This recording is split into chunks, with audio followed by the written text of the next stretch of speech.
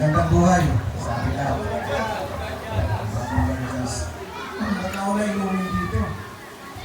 Kaya po sa makakad. Anyway, masasabihin ko. Mental block. Ang kasi nito eh. Okay lang ba yung ano? Pagkarating ko, tinawagan ka agad ako. Matay daw ako. Ang dami niyang, ang haba na ng message niya, isa lang nireply ko. Sabi ko, naisipan ko. Pero sinurpresa ko siya. Kasi kanina ng umaga, pagkagising ko, alas 4 na madaling araw, nag-message na. Kailangan ko talaga pumunta daw dito. Wala akong sense. Kaya pasensya na, galit ako, pero ano pa man, sabi niya, yung sinasabi nila, huli man daw at magaling, huli pa rin.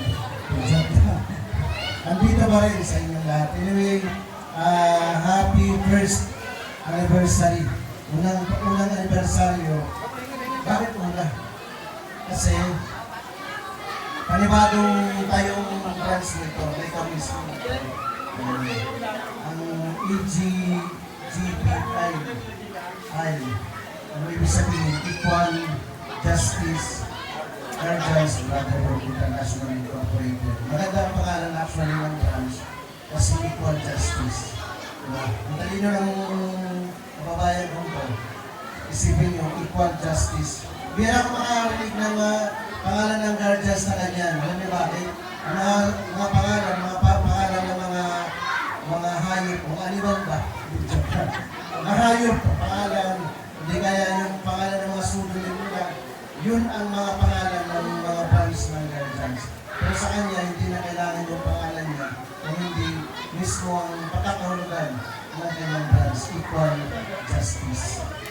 Ibig sabihin, pagkakapantay-pantay or yung justisya ay para sa lahat. Yun ang ibig sabihin ng pangalan ng guardians. Ibig sabihin, mayaman, mahirap, ano ang katayuan mo sa buhay, ay pwede kang sumali sa Equal Justice Guardians Brotherhood Incorporated. Binibenta ko lang po ng Saman, yung branch mo.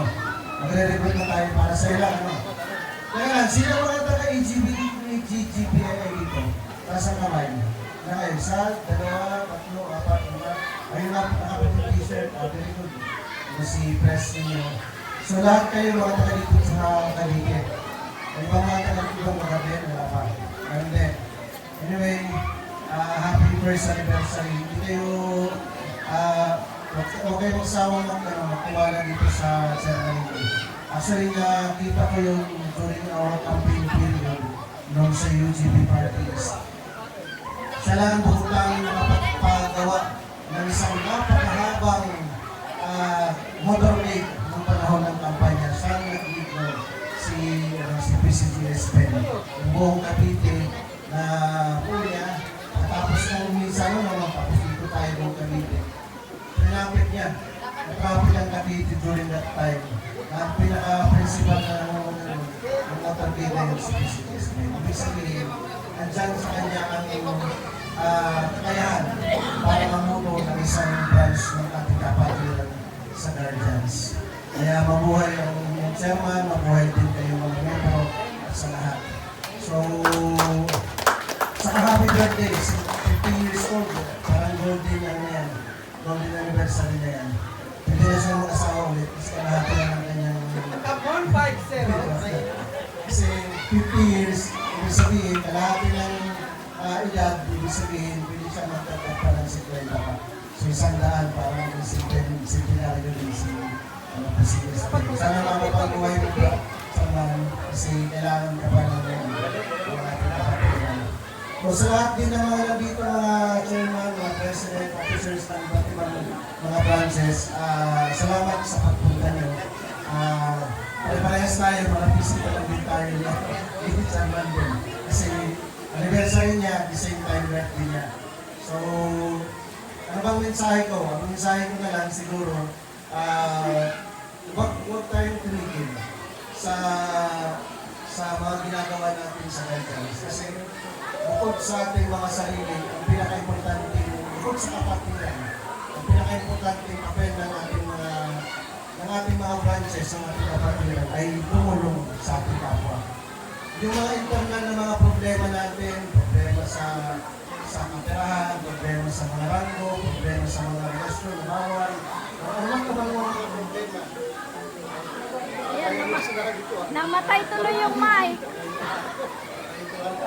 Sinabi ko lang na bawal ang relasyon. Pero pinapilan na mo.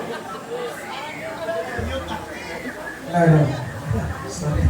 May sensor. Mabanggitin niyo si pinupupul ka rin. Dahil ko ang gana ng usapan.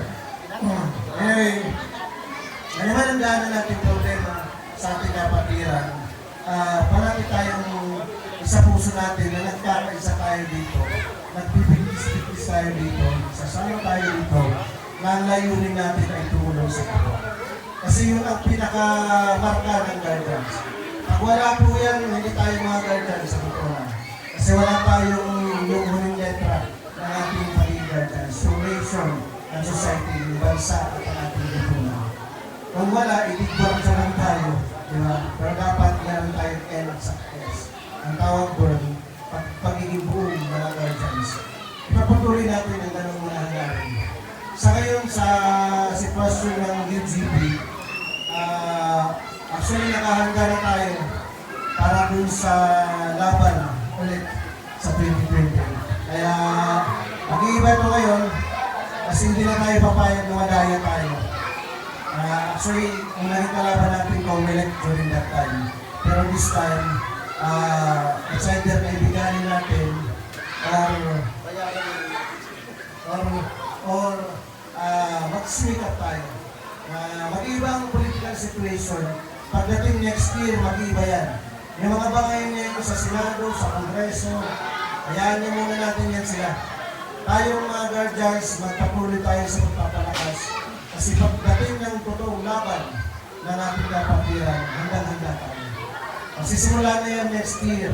Kaya yung taon na to, mga paghahanda ang ginagawa natin. Sa pagkakalam ng lahat, meron tayong partnership sa JP Kapuso Foundation. Actually, ongoing na yan. Ang JP Kapuso Foundation, tayo na ang kinikilala na sakay ng guardians, ang UGP. Gusto nilang ipakilala sa buong Pilipinas ang ating kapatiran. Kasi nakita nila yung tulong natin. Kasi ang ating mga kapatid na guardians, ang na-request ng JP Kapuso, nag-prepare din tayo sa Sorsogon, sa Southern Leyte, sa Northern Samar, next, baka dito na sa NCR, National Capital Region, at dito sa Calabarzon.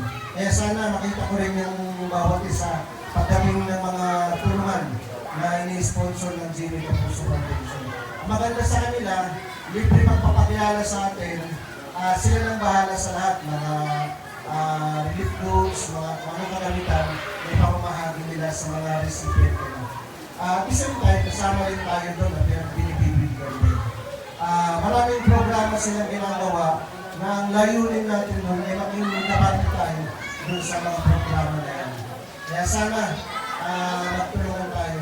Ang re-request ko nila,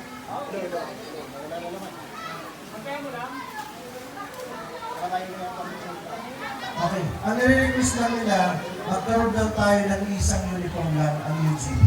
Kasi nakita nila na iba-iba doon yung mga uniform natin.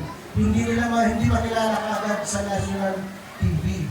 Kaya gusto nila mangyari, magkaroon ng isa lang na itsura ng uniform na malinaw ang letra ng UGB. Kaya pag sinabing UGB, yun na yun. Tayo yun mga guardians. Kaya baka sa susunod na meeting ng council, pag-usapan na yun. May isang uniform lang tayo. Andun yung pangalan. Para pag nakikita, lahat para parehas. Isa lang ang kulay, isang uniform lang. Sa mga activity lang ng UGB. Pag sa mga branches naman, balik na lang kayo dun sa mga kanyang uniform. So sa UGB lang yun. Ano pa?